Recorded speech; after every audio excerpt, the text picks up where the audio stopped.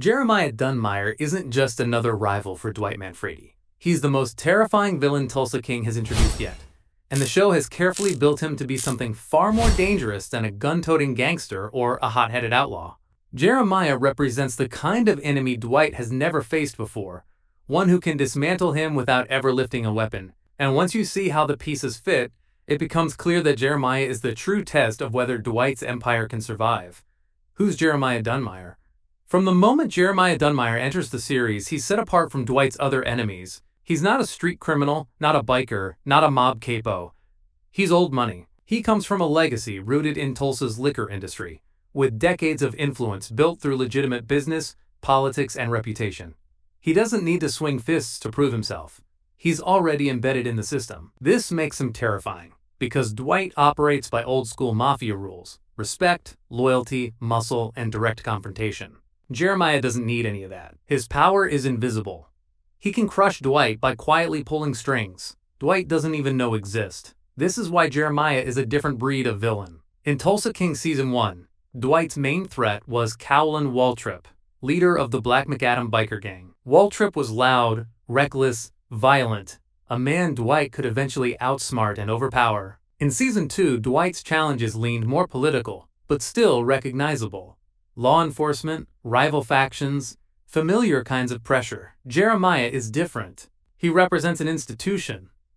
Dwight can't intimidate him, can't bribe him, can't beat him in a straight-up fight. Institutions don't go away when one man falls. They survive. They rebuild. They outlast. That's what makes Jeremiah terrifying. He isn't just a man. He's a dynasty. The bourbon leverage.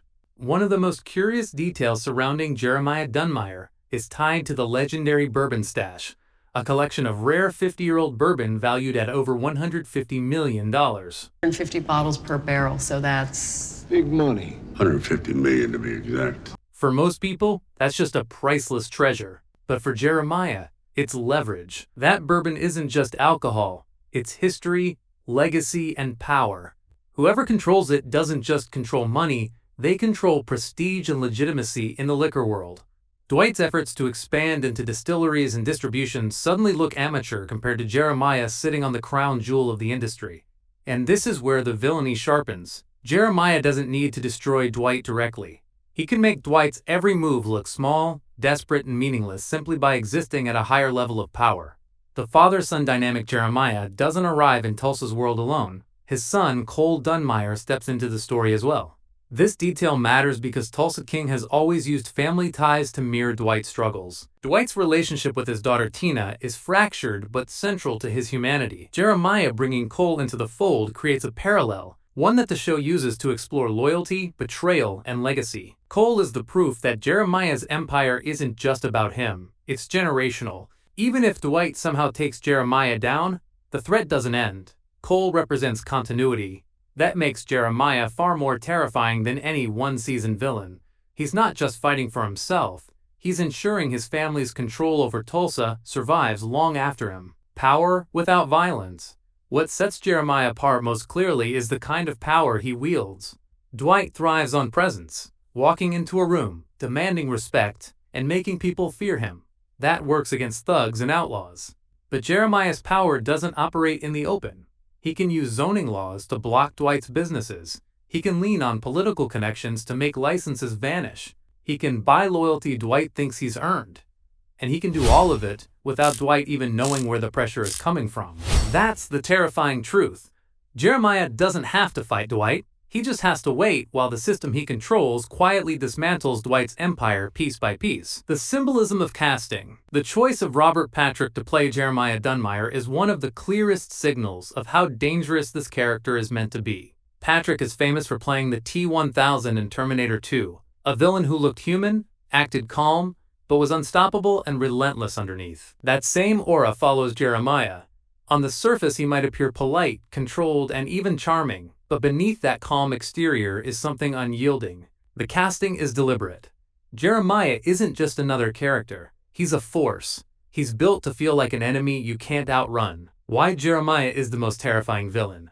Yet when you stack Jeremiah against every other villain Dwight has faced, the difference is clear. Waltrip was chaos and violence. Dangerous, but predictable. Law enforcement posed real threats, but those were obstacles Dwight could maneuver around. Rivals in business were manageable. Dwight could negotiate or muscle through. Jeremiah is a hybrid. He has the wealth of old money, the influence of politics, the leverage of legacy, and the cunning of a man who has been playing the game for decades. He's not here to start a turf war. He's here to remind Dwight that his empire is fragile, temporary, and outclassed. And unlike other villains, Jeremiah doesn't even need to win in the traditional sense. He doesn't need to kill Dwight. He doesn't need to destroy him publicly. All he has to do is strip away Dwight's legitimacy one piece at a time until Dwight is left alive but powerless. That's real cruelty. The core of the theory, the straight theory, is this. Jeremiah Dunmire is Tulsa King's most terrifying villain because he represents the one enemy Dwight cannot overpower with muscle or intimidation. He is designed as the embodiment of legacy, wealth, and invisible influence, all the things Dwight lacks. Where Dwight is survival, Jeremiah is dynasty.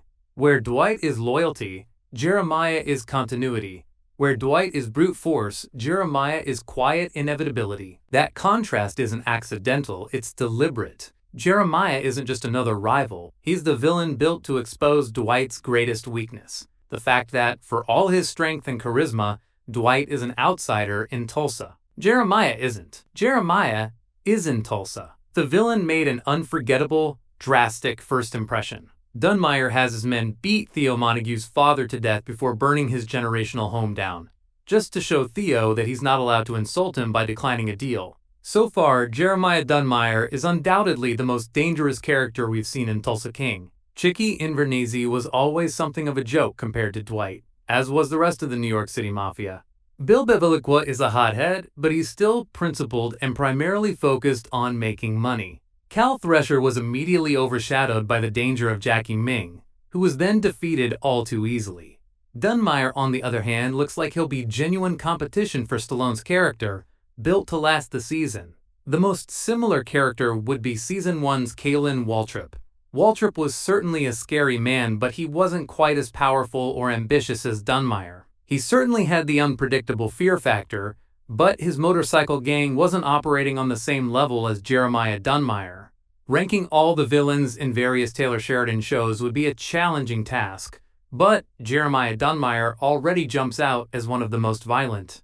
There have been several violent psychopaths and sociopaths among Sheridan's characters, be it the Beck brothers, 1923's Donald Whitfield, or Mayor of Kingstown's Milo. In terms of a Taylor Sheridan villain who's truly a terrifying man, Donald Whitfield is likely the crowning achievement. His scenes were so vile and disturbing that they caused many audiences to turn away from 1923, and I have strong doubts that Tulsa King would be willing to take things that far, as it has a much lighter, more approachable tone.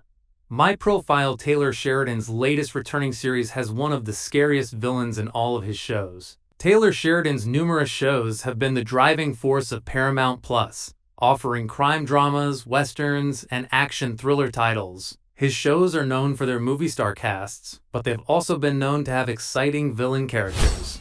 Fans of shows like Yellowstone and other Sheridan projects can rejoice in knowing that the rest of the year will be packed with them. Tulsa King Season 3 is now running on Paramount+, Mayor of Kingstown is back with Season 4 in October, and Landman will return for its sophomore season in November, picking up after the first season became an instant hit.